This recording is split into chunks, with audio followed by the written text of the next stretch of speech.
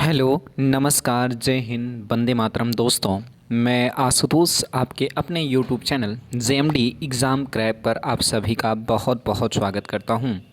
UP police के महत्वपूर्ण प्रश्नों की श्रृंखला में आज हम लेकर आए हैं सुपर 20 प्रश्नों की श्रृंखला। आइए देर न करते हुए सुपर 20 प्रश्नों की श्रृंखला के बाद डिस्कस करते हैं। आज का पहला प्रश्न है, कौन सा यौगिक खाना पकाते समय अधिकतम मात्रा में समाप्त हो जाता है? क्या वसा, क्या प्रोटीन, क्या विटामिन्स, क्या कार्बोहाइड्रेट? तो आप सभी लोग जानते हो जो अधिकतम मात्रा में समाप्त होता है वो प्रोटीन होता है। छील दीजिए, आप खाना पकाते रहते हो और वहाँ से क्या करता, विटामिन्स को अधिकतम मात्रा में निकल जाता है। आइए अगले क्वेश्चन की बात करते हैं, क्वेश्चन नंबर 2 के बारे में। कह रहा है, औरंगजेब के शासन काल में दिल्ली में निर्मित एकमात्र स्मारक कौन सा है?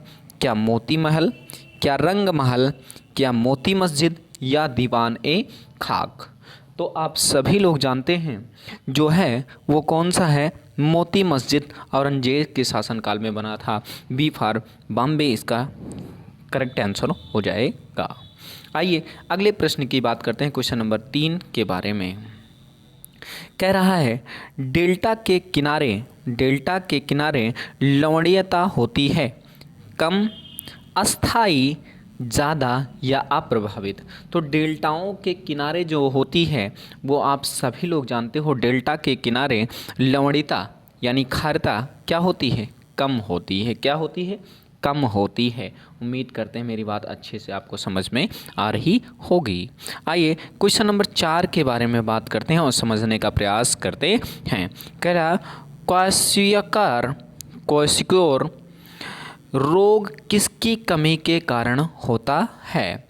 क्या खनिज लवण के कारण, वसा के कारण, प्रोटीन के कारण या विटामिन के कारण?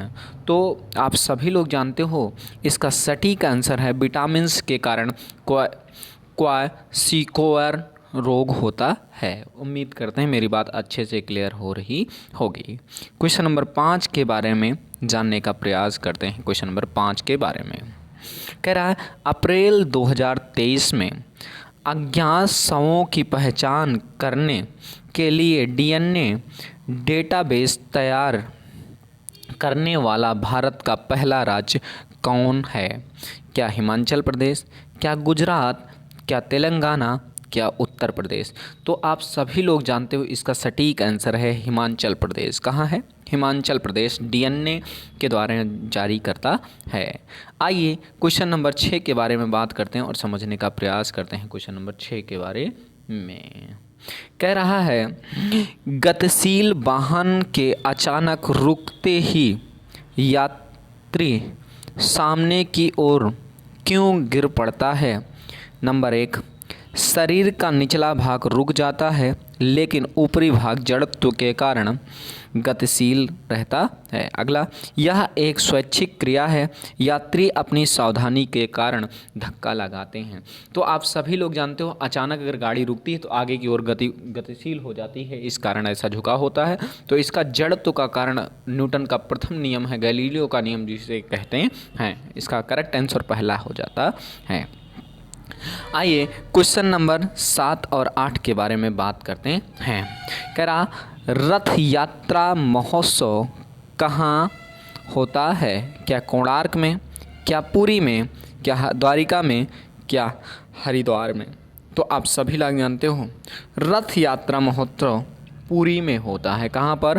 पुरी में होता है। बी बार बॉम्बे इसका करेक्ट आंसर है। अगला प्रश्न है, कह रहा है, जल अपघटन में ऊर्जा किस रूप में उत्पन्न होती है?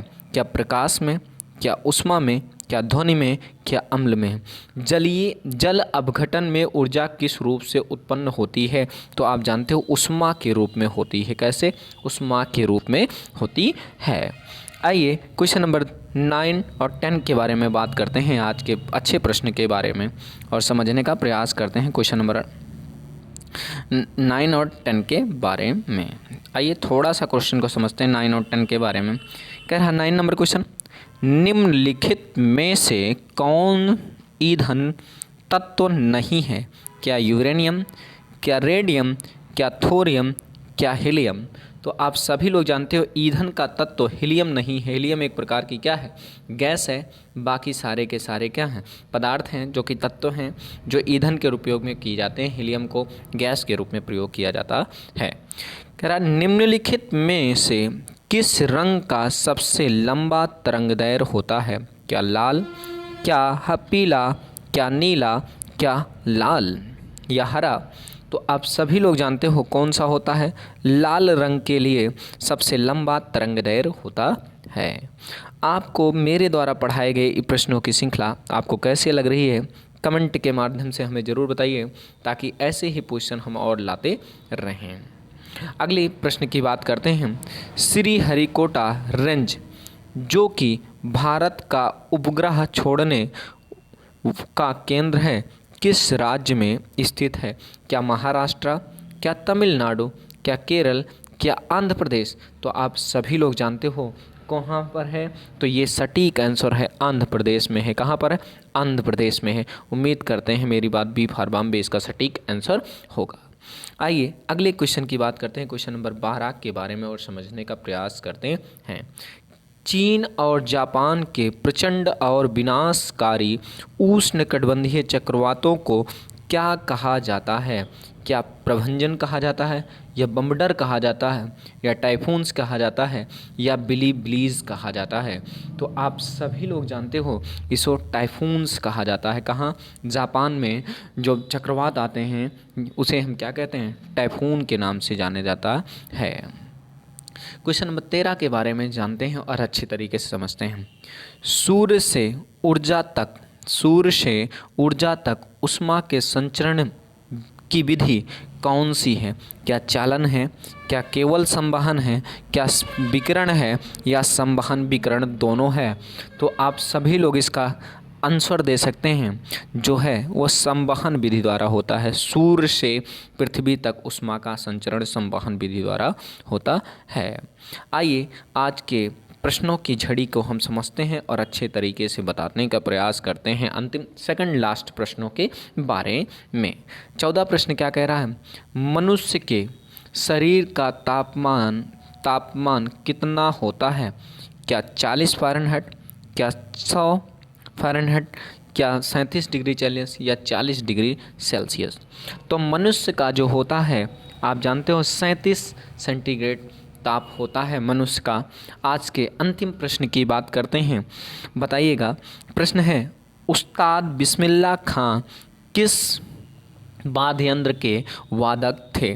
क्या तबला, क्या शहनाई, क्या हारमोनियम, या बांसुरी? तो अब सभी लोग जानते हो ये किसके वादक थे? ये बांसुरी या शहनाई के वादक थे। किसके वादक थे? शहनाई के वादक थे। आपको प्रश्नों की श्रृंखला कैसी लगी आप कमेंट करके हमें ज़रूर बताइए।